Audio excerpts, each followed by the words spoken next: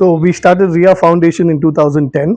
This February, we completed 16 years, 16 beautiful years of this journey.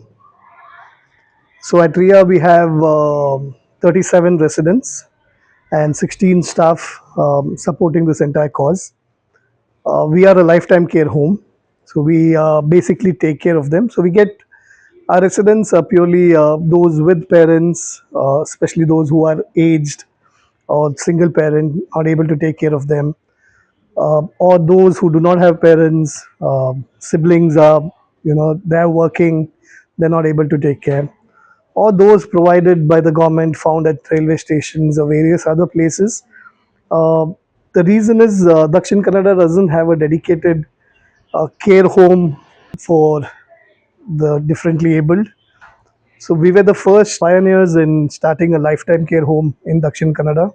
We were working in Bangalore in the corporate, so none of us have social work backgrounds.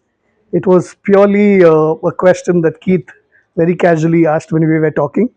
If something happens to me, who would take care of my child? So we were working with America's largest internet service provider company called America Online. A very unusual question for the 21st century. Who will take care of my child? Especially when you're in your 20s, you're talking, where will you party today, or what can we eat today? Nobody's talking so ahead of life that who would take care of my child. So when I asked her casually about what happened to your daughter, so she told me it was a normal baby that she had. When they administered polio drops, she developed fever, which affected her brain, and she had about 60,000 pus cells in her brain, and that led to her. So I visited their home. She had a sister who was a Down syndrome, and what I observed was, as parents of special children, the only or the major thought in their mind is, if something happens to me, who would take care of my child? So that's when we thought, we should go visit various NGOs, see if we can volunteer, try and support. So across Karnataka, I think we visited few NGOs to see if we could volunteer, just to realize that there are a lot of special schools, but after school, what? So most of these kids, the challenges are after school, because once they turn puberty, the parents are aging. They like to be out, but there's no place where their emotion can be used or their resource can be used of. Very few vocational centers, very few places, concentrating on them. And that's when we decided that we should start a lifetime care home, but a care home with a difference. So what we do in Ria is, we are not just a care home. We have trainers coming in and teaching them various activities in terms of functional skills. There's academics. There's various things that are taught to them in terms of vocational training. Other than that, we have also have interns coming and doing physiotherapy, speech. We do yoga. We have pet therapy. We do music. You name it, we do that. Even by mistake, if you invite us to any of your family functions, I can promise you, with us comes the entire family of our children. That's how we like to treat it. Like I always keep telling, it's an inspiration from the movie Mr. India. When Anil Kapoor had that magic watch and those children, I think we draw that inspiration from there. We want Riya Foundation to be a fun home where there's a lot of music, there's a lot of fun, there's a lot of play. Basically, a home away from home, where there's a lot of love and laughter, and that's what we aim to achieve at Riya Foundation.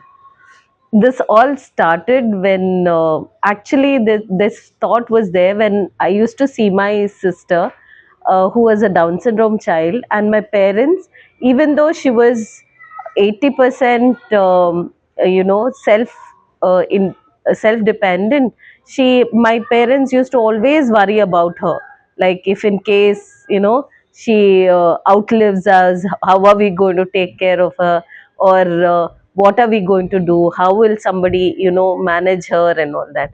But since I was there, they 20% of their worries was not actually was I think they were a little relaxed because I was there and I knew about it and I had studied about it. So they, somewhere in their mind, it was like, okay, she's there. I used to meet a lot of parents who used to always ask me this question, like, I don't know what to do after the after me, like what am I going to do with this child, and what will I do and where will I go and all that. So this thought was always there within me, how are we going to manage this, this phase of their life. So that's how, by chance it was Ashley who came, and like he was my team leader, and he was very noisy. So it was just one conversation that hit off, which it was like, you are just so noisy like my child. So then that's how it all started. He was like, what happened, why is she noisy, and all that, those things. So then he said, I want to do something for these people, so what can we do? And then we started off from there, trying to find out what we can do. We started that journey. We checked into a lot of NGOs which was not doing any justice, and then we said, okay, this is not working out for us, let's move to Mangalore. Mangalore, why? Because this belt of Dakshin Kannada, Udupi, Madikeri, and Kerala has comparatively more number of disabled children than the rest of Karnataka. We thought, let's do some research here. That's how we came.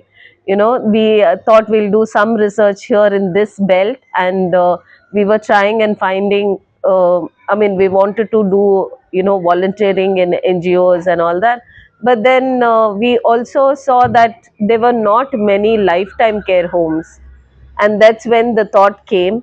First we thought we will collaborate with other schools so that we can take care of these children, like a hostel for them. But then slowly we thought that they were not doing, I mean, we were not doing justice to the children, because they were going somewhere, doing the training, coming back here, we did not know what training was going on in that in the school, and what we were doing here, it was two different worlds. So then we thought we'll start the training here itself, and that's how we started. And now it's 16 years of our journey, and yeah, we are still going strong. But taking it up from there, I mean, when we visited Mangalore, then most of you know the intellectually challenged or the disabled were either kept at old age homes or at places where they would not know how to take care of them. Max, they would provide food or they might provide caregiving, but there was no understanding them, training them, wanting to hear their needs. I think that's what Riya is different at. Here it is not what we say that happens. We spend a lot of time in understanding what the child wants or what the resident wants. We try and cater to them. They are the core, and we are the peripheral here, where we are trying to, provide. So I think that's why we see a lot of improvement in our residents. One, because I don't think we are running Riya Foundation. I think they run Riya Foundation, because you see on a regular day, you'll see them feeding each other.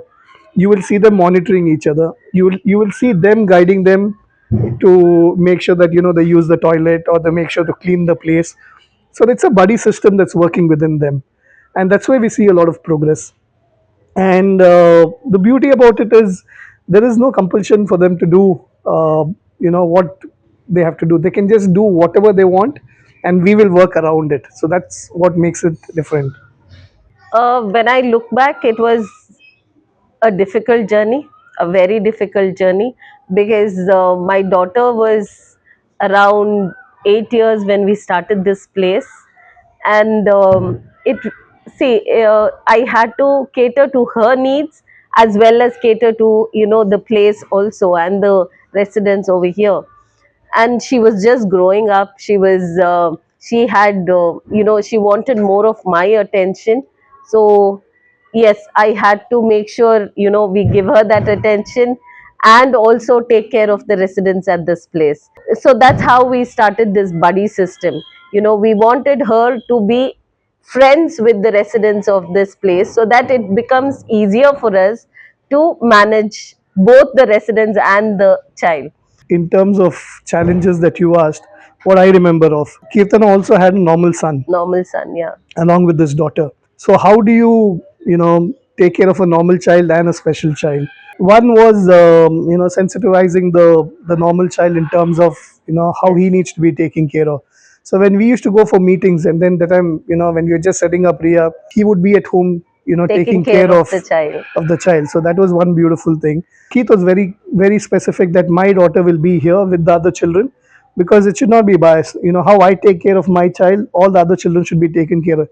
If I take my child home and other children are here, we are not doing justice. She'll be in comfort, and then, so if she is here, everybody is looked after the same way.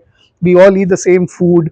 So everything is, equal. So I think that was something that I really appreciated of what Keith really thought about. And like the journey was difficult. The journey was difficult only because we came from a corporate background and not Yes. from a social work background. But also the nice thing about it was, I thought, since we did not come from a social work background, we learned and grew with them. Yes. So everything that we did was a learning. So it's like an hands-on experience that we learned. So 16 years to, like they say, you become a mother only once you deliver. So you learn how to do it only once you do it. So I think that's how we become parents to these children, because we've been doing it in and out every day. And today we are so comfortable about doing what we are doing. It's because of the years of experience that we have learned. And also because we belong to the IT background and we had to do social work and run the NGO, I think we brought in a lot of lessons that we had learned in the IT, like discipline, monitoring, a lot of things, maybe compliance, Accountability, compliance. accountability. We brought in a lot of that into the NGO sector. And yeah, it was a little difficult initially to drive it because everybody thought NGO works only this way, but then we wanted to show them that NGO also can work differently. So that's how it was a little difficult, like I told you, because we had to drive that thing in. When people talk about NGOs, they like, NGOs are poor, the kids are sad. If you, something that we wanted to change is, we wanted to be colorful. If you go to our website, it's colorful. If you look at our children, they're vibrant. There's a lot of fun, there's a lot of music, there's a lot of, entertainment. Basically there's a vibe of positivity, and that's what we wanted it. So when somebody thinks about Riya Foundation, it should not be like, oh, so sad, we need to help them. No, I want them to feel like, they are these happy faces, let me try and make it more happier. That's the idea. Our biggest challenge is we've been running this at a rented place for the last 16 years. Now we want to have a place of our own. For the only reason is, for the disabled, it needs to be specific. It can't be in the normal house that we, they need certain things that are designed as per their requirements. So yes, we are embarked on a journey to build a place of their own. And we need everyone's prayers, wishes, and a lot of support to make sure that we are able to make this dream a reality.